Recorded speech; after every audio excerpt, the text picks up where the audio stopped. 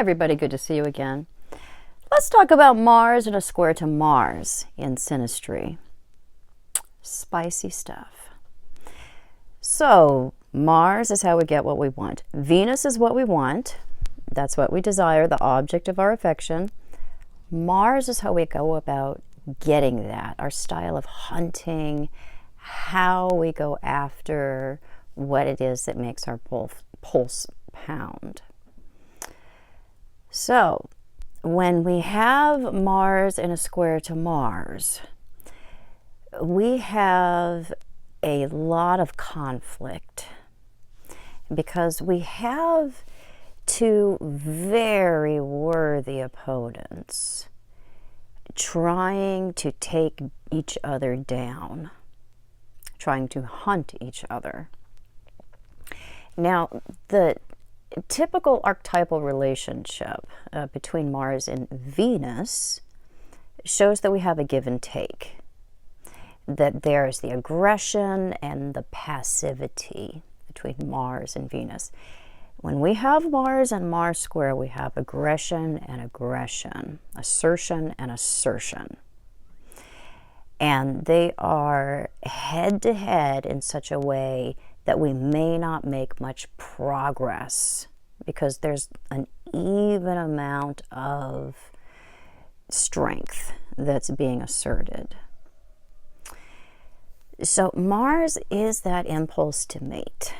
And when that's frustrated, when that impulse to connect is frustrated, in Synastry, it builds up as a frustration, like a slow-growing anger. And it can come out as irritation. It can come out as fighting. When what's underneath it is that we want that connection. We want to score, you could say. So when Mars is in a square to Mars, Mars is hunting Mars. It's hunting a hunter that is just like itself, or not just like itself. It has as many tricks up its sleeve, you could say. It's as well armed. It's armed differently, but both are equally armed. So in order for Mars to be a successful hunter, in order for us to get what it is that we want, we have to study what it is that we're trying to get. We miss this so much of the time in Synastry when it comes to Mars. You have to know what it is you're trying to secure. So you have to spend time getting to know this worthy opponent. And you're going up against something that is often intimidating. We're extremely attracted to each other with this square, but it can turn into a love-hate thing, an attraction-repulsion thing. Because although there's a lot of attraction, there's a lot of frustration that is typically there. And that can be something that figures into that attraction, that it's just kind of the steamy, yet often unsatisfied pot of sexiness. So you have to disarm the other person when your Mars are square. You can't try to hunt them in such a way. You can't hunt them in an archetypal way because you're not hunting Venus. You're not hunting something that is prone to acquiescing or harmonizing. You're hunting a hunter. So you have to approach them in such a way, if you want to get what you want, where you are disarming them. Our natural instinct with Mars square Mars is to hunt in such a way where the other person automatically becomes armed, and we're mostly armed all the time, and that it becomes very exhausting, and a lot of people will just decide, I don't want to deal with this anymore. That's not going to be the case for everybody, because we can have other things going on that can contribute to more harmony and to more getting along. Then we're going to have this thing here. But if this is there, the square, along with other things that are contributing to disharmony or conflict, this can be one that takes up a lot of space in a relationship. So you have to get the other person to put their shields down, to put their weapons down.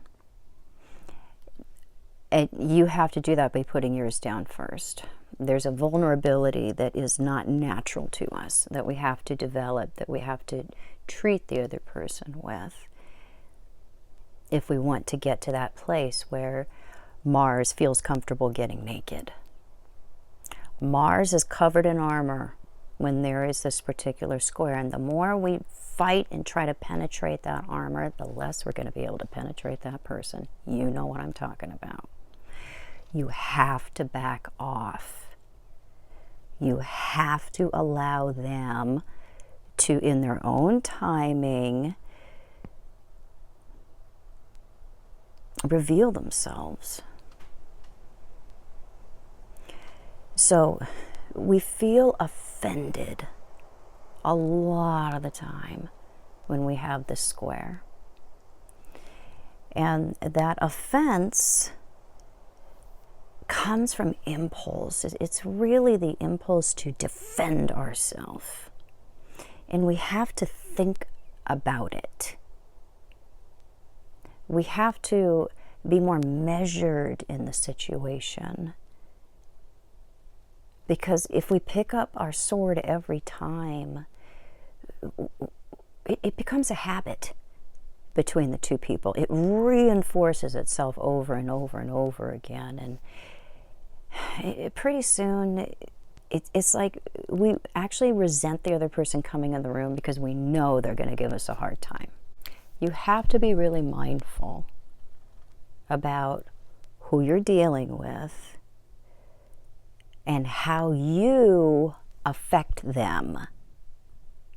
If we're waiting for the other person to back off or get nicer or stop fighting with us, we're going to be waiting a long time, because you can't win by expecting the other person to hunt you differently. It doesn't work like that with this square.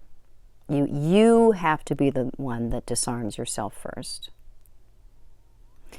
And you're going to have to sit on a lot of your impulses with this particular square. And you're going to have to decide, do I want to have a relationship with this person, or do I want to win? Do I want to be happy, or do I want to win? And if you want to win, that relationship is going to be a battlefield. And there isn't going to be a lot of vulnerability at all between the two of you. Because when we hurt each other with this particular square, it burns, it smarts. It's not something that we can just get over.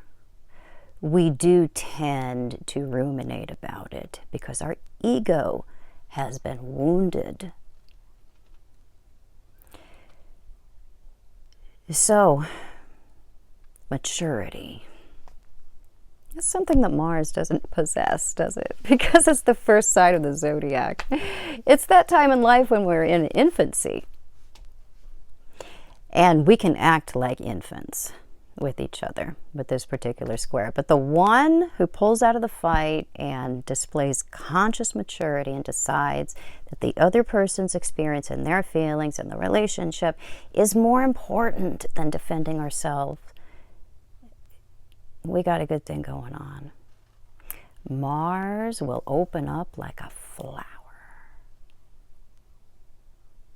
if we make a safe space for it. If we create the conditions for the other person to be vulnerable. And with Mars too, you have to be the one that admits your desire first.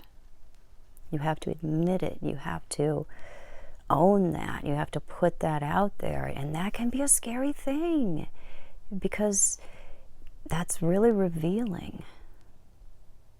I think so much of the time we're trying to, we're offensive and defensive at the same time with this particular square.